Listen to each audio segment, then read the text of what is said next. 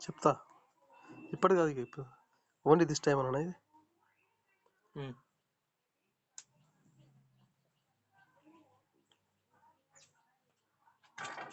నేనేం చేంజ్ చేయను.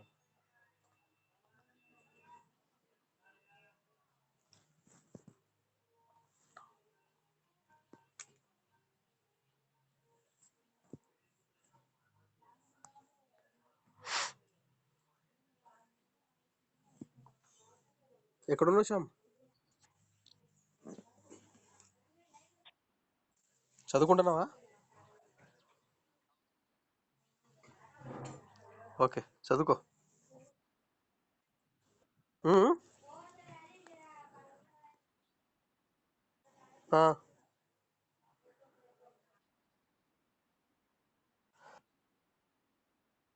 అదే అది కొంచెం అది ఉన్నది, అది తెలుసుకుని చెప్తాలే నేను.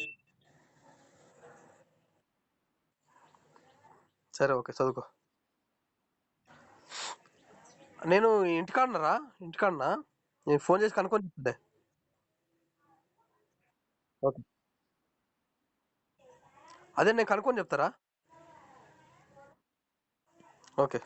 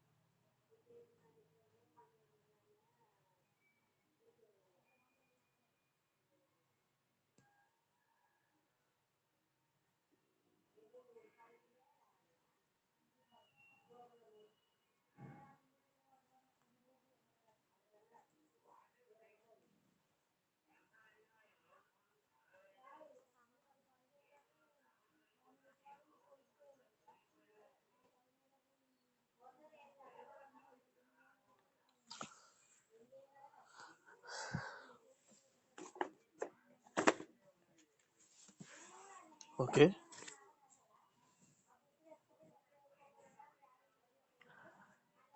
ఈరోజు మనం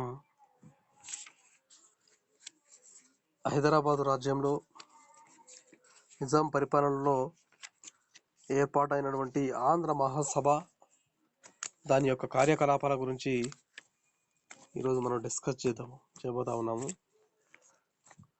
ముఖ్యంగా ఆంధ్ర మహాసభ దాని యొక్క కార్యకలాపాలను,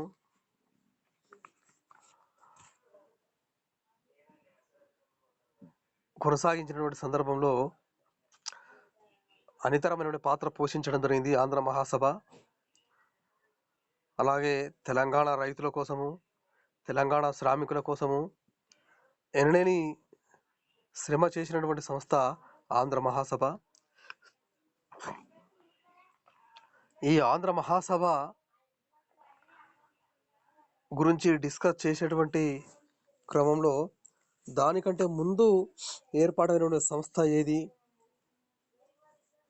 ఏది ఏ సంస్థ ఆంధ్ర మహాసభగా మారిపోయింది అనేటువంటి విషయాన్ని కనుక మనం ఒకసారి పరిశీలించి చూస్తే, ముందుగా ఆంధ్ర జనసంఘం స్థాపన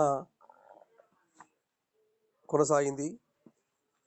ఆంధ్ర జనసంఘం ఎప్పుడు ప్రారంభమవుతా ఉంది హైదరాబాద్ రాజ్యంలో అని కనుక చూస్తే, నిజాం నిరంకుశ పరిపాలన క్రింద ఉన్నటువంటి బాధపడుతున్నటువంటి తెలంగాణ ప్రజల్లో 1920 నుంచి రాజకీయ చైతన్యం ప్రారంభమైనటువంటి విషయాన్ని మనం గమనించాల్సిన అవసరం ఉంటుంది. అంటే నిజాం యొక్క నిరంకుశ పరిపాలన క్రింద బాధపడుతున్నటువంటి తెలంగాణ ప్రజల్లో 1920 సంవత్సరం నుంచి రాజకీయ చైతన్యము ప్రారంభమైంది. తెలంగాణ ప్రజానీకము చైతన్యవంతం కావడం జరిగింది. ఈ విధంగా ఆ చైతన్యము ఆంధ్ర మహాసభతో అంకురార్పణ జరిగింది. ఆంధ్ర మహాసభతో పునాది వేయబడింది అనే విషయాన్ని మనము గమనించాలి. అంటే ఆ చైతన్యము ఎక్కడి నుంచి ప్రారంభమైంది, దేని రూపంలో ప్రారంభమైంది అంటే ఆంధ్ర మహాసభ రూపంలో ప్రారంభమైంది. ఆంధ్ర మహాసభతో అంకురార్పణ జరిగింది తెలంగాణ ప్రజల చైతన్యము. సో దీనికి మొదటి పేరు ఆంధ్ర జనసంఘం. దీనికి మొదటి పేరు ఏది అంటే అది ఆంధ్ర జనసంఘం. ఆంధ్ర మహాసభ మొదట తెలుగు భాష, తెలుగు సంస్కృతుల వికాసం కోసము ప్రారంభం అయినప్పటికీ కూడా అది తర్వాతి కాలంలో వెట్టి చాకిరి, ఫ్యూడల్ వ్యతిరేక పోరాటానికి అది నాంది పలికింది. ఏమంటున్నారు ఇక్కడ? ఆంధ్ర మహాసభ మొదట తెలుగు భాష లేదా తెలుగు సంస్కృతి సాహిత్యాల వికాసం కోసం మాత్రమే ప్రారంభమైంది. అంటే తెలుగు భాష అభివృద్ధి కోసం కానీ, తెలుగు సాహిత్య వ్యవహారం కానీ, తెలుగు సాంస్కృతిక వికాసం కానీ, దాని అభివృద్ధి కోసం ఇది కొనసాగింది. కానీ తర్వాతి కాలంలో ఏమైంది? ఆ తర్వాతి కాలంలో వెట్టి చాకిరి వైపుగా దీని యొక్క గమనం మారిపోయింది. అంటే వెట్టి చాకిరి నియంత్రించేటువంటి వైపుగా దీని యొక్క గమనము మారిపోయింది.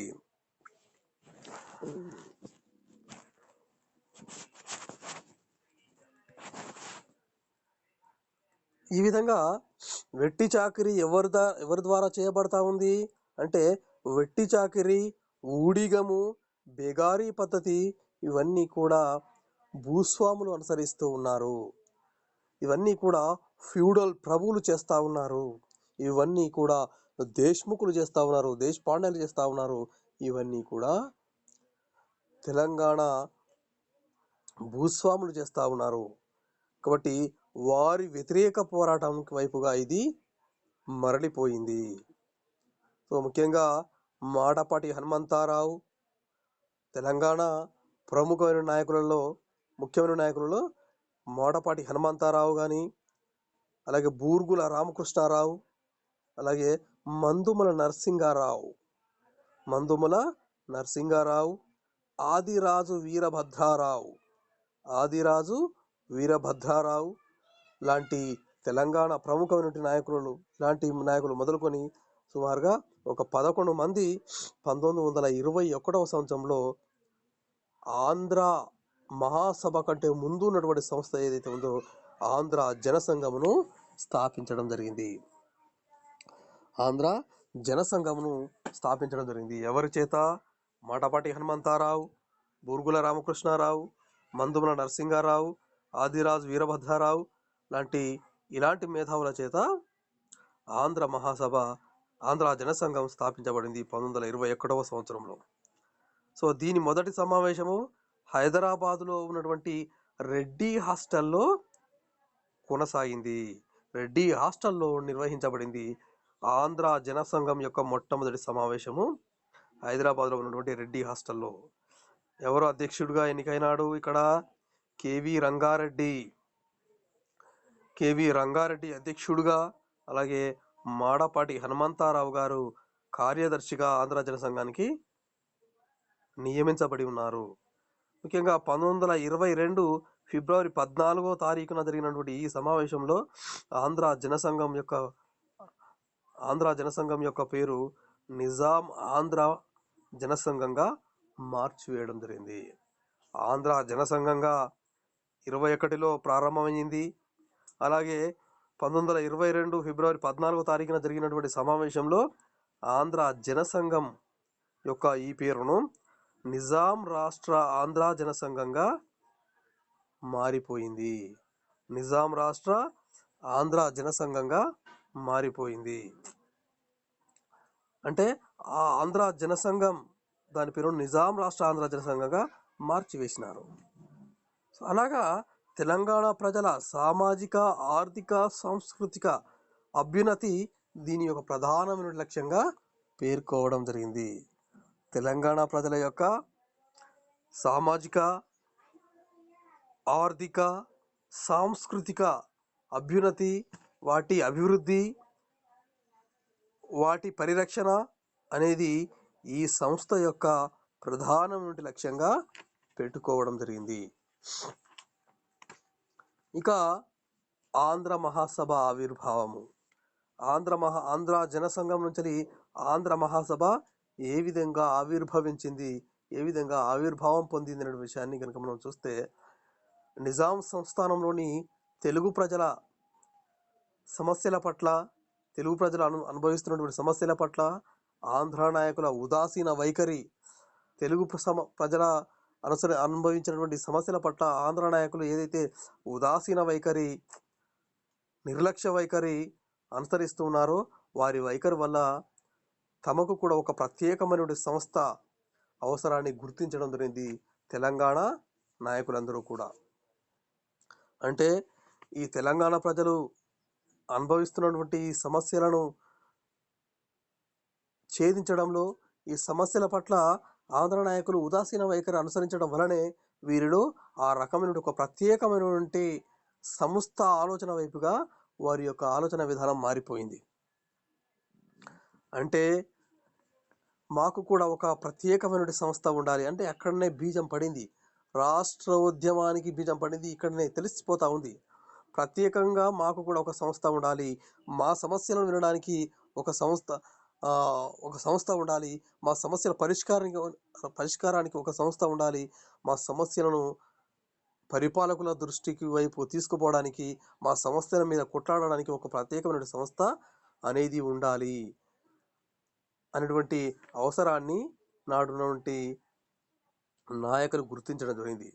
సో ఆ ఆలోచనతోటి ఆ ప్రత్యేకమైనటువంటి సంస్థ ఏర్పాటు అనేటువంటి అవసరము అనేది ఏదైతే ఉందో ఆ ఆలోచన వైపు నుంచే 1930 మార్చి నెలలో జోగిపేటలో, మెదక్ జిల్లాలో ఉన్నటువంటి జోగిపేటలో సురవరం ప్రతాపరెడ్డి, తెలంగాణ సాహిత్య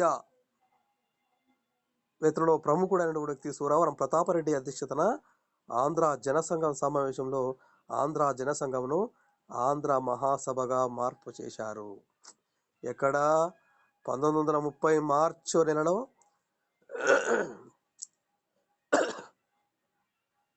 మెదక్ జిల్లా జోగిపేట అనేటువంటి ప్రాంతంలో జరిగినటువంటి ఆ సమావేశంలో. సో దానితో ఆంధ్ర జనసంఘం ఆంధ్ర మహాసభగా మారిపోయింది. తర్వాత దీనిని మళ్ళీ ఏం చేసినారు, దీనిని నిజాం రాష్ట్ర ఆంధ్ర మహాసభగా దీన్ని మార్చివేయడం జరిగింది. అంటే ఇక్కడ 2 సార్లు ఈ సంస్థల పేర్లు మార్చబడ్డాయి. ఫస్ట్ ఆంధ్ర జనసంఘము ఏర్పడింది 1921లో. సో 22లో ఫిబ్రవరి 14 దాని పేరును ఏం చేసినారు, ఆంధ్ర జనసంఘం పేరును నిజాం రాష్ట్ర ఆంధ్ర జనసంఘంగా మార్చినారు. ఇక్కడ ఈ ఆంధ్ర మహాసభ ఎప్పుడు ఏర్పడ్డది, ఆంధ్ర మహాసభ 1930 సంవత్సరంలో ఏర్పడినటువంటి ఆంధ్ర మహాసభను మళ్ళీ ఏం చేసిన తర్వాత దీన్ని నిజాం రాష్ట్ర ఆంధ్ర మహాసభగా దీన్ని మార్చివేయడం జరిగింది. అంటే మొదటి సంస్థ 2 సార్లు, తర్వాత రెండవ సంస్థ 2 సార్లు పేర్లు మార్చుకోవడం జరిగింది. సో ఈ సభ రైతుల సమస్యల నివారణ కోసము కృషి చేసింది. ఈ సభ దేనికోసం ప్రయత్నించింది అంటే ఈ సభ రైతుల సమస్యల యొక్క పరిష్కారం వైపుగా ఈ సభ కృషి చేయడం జరిగింది.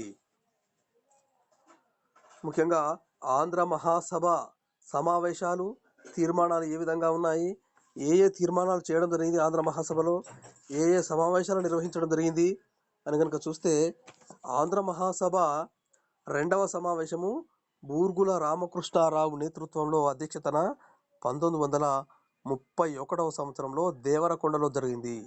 నల్లగొండ జిల్లా దేవరకొండ అనేటువంటి ప్రాంతంలో ఆంధ్ర మహాసభ 2వ సమావేశము నిర్వహించబడింది. అధ్యక్షులు ఎవరు, బూర్గుల రామకృష్ణారావు. తర్వాత నిజాం ఆంధ్ర మహాసభ సమావేశాలపై ఆంక్షలు పెట్టడం జరిగింది.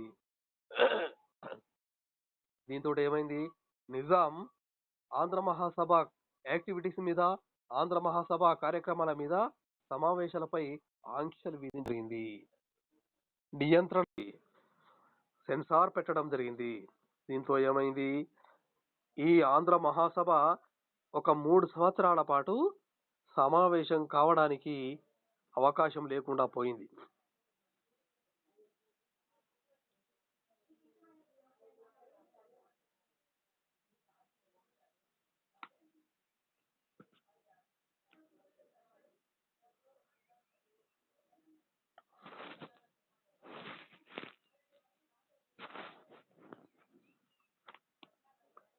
సో ఇలా ఆంధ్ర మహాసభ ఆంక్షలు పెట్టడంతో ఒక మూడవ సమావేశానికి అనుమతి కోసం 3 సంవత్సరాల కాలం పట్టింది. సో అంటే మూడవ సమావేశము 1934 ఖమ్మం జిల్లాలో జరిగింది. మూడవ సమావేశము 1934వ సంవత్సరంలో ఖమ్మం జిల్లాలో సంభవించింది. సో ఇది మూడవ సమావేశంలో ఈ క్రింది తీర్మానాలు చేయడం జరిగింది. ఏవి అంటే,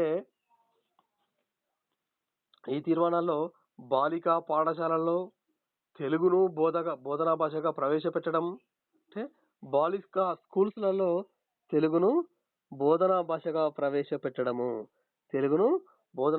ప్రవేశపెట్టడము, అలాగే రెండవది సాంకేతిక వ్యవసాయ విద్యను ప్రోత్సహించడము, సాంకేతిక టెక్నికల్ అగ్రికల్చర్ ఎడ్యుకేషన్ను ప్రోత్సహించడం అనేటువంటి విషయాన్ని ఇందులో తీర్మానం చేయడం జరిగింది. అలాగే మూడోది చేనేత ఖద్దర్ వస్త్రాలను ప్రోత్సహించడము,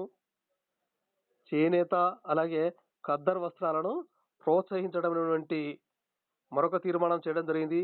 అలాగే వెట్టి చాకిరీ బేగారీ పద్ధతిని కూడా నిషేధించడము, ఇది చాలా ముఖ్యమైన అంశము.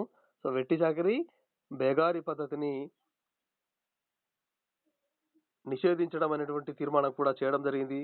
అలాగే నంబర్ 5న దేవదాసీలకు పునరావాసం కల్పించడం అనేటువంటి విషయం కూడా మరొక తీర్మానం చేయడం జరిగింది. సో ఇలా 4వ సమావేశము 1935వ సంవత్సరంలో సిరిసిల్లలో, కరీంనగర్ జిల్లా సిరిసిల్లలో మాడపాటి హనుమంతారావు అధ్యక్షతన నిర్వహించబడింది. అలాగే ఈ సమావేశంలో గ్రంథాలయాల స్థాపన, పిల్లలకు మరియు వయోజనులకు విద్య, నిరక్షరాస్యత మొదలైన విషయాల మీద చర్చ కొనసాగింది ఈ సమావేశంలో. అలాగే సంస్థానంలో ఎక్కువ రైల్వే లైన్ల నిర్మాణం,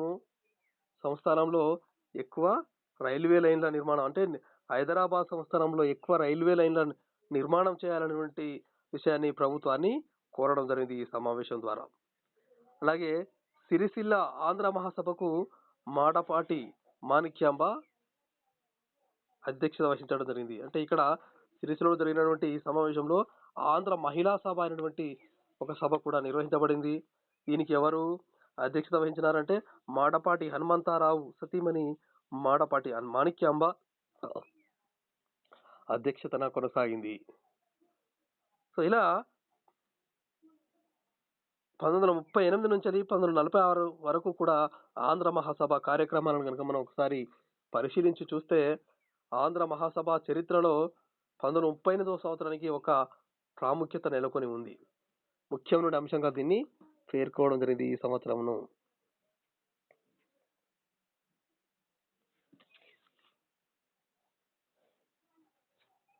ఆంధ్ర మహాసభ ఈ క్రమంలో స్టేట్ కాంగ్రెస్ పై నిషేధాన్ని వ్యతిరేకించడం జరిగింది. స్టేట్ కాంగ్రెస్ పై నిజాం ప్రభుత్వం విధించినటువంటి నిషేధాన్ని ఎత్తివేయడం జరిగింది. నిషేధాన్ని వ్యతిరేకిస్తూ స్టేట్ కాంగ్రెస్ పై నిజాం ప్రభుత్వం విధించినటువంటి నిషేధాన్ని వ్యతిరేకిస్తూ ఆంధ్ర మహాసభ ఒక సత్యాగ్రహాన్ని ప్రారంభించడం జరిగింది. అలాగే 1944వ సంవత్సరం నాటికి ఆంధ్ర మహాసభ వామపక్షం చేతుల్లోకి మారిపోయింది. అంటే అతివాదుల చేతుల్లోకి ఈ మహాసభ వెళ్ళిపోయింది.